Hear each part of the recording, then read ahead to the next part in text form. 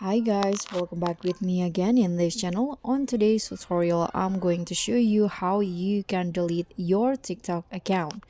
So first, you just need to open the TikTok app on your device and then tap on your profile here at the bottom right corner and then tap on the three lines icon at the top right corner of your profile, and then here you can just click on the settings and privacy and then go to account.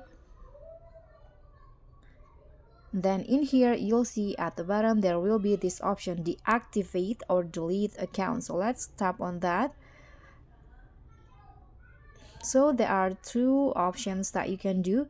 So if you want to deactivate, so no one can see your account including all of your contents that is stored in it, but you can always reactivate your account and recover all content anytime.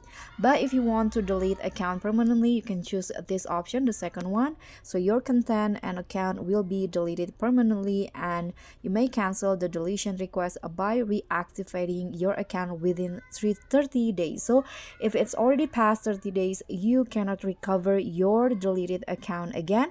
So your TikTok has been completely erased. So the choice is up to you whether you want to deactivate or delete. And that's all from me. Thank you so much for watching. Don't forget to like, comment, and subscribe. Also, click on the thanks. Bye.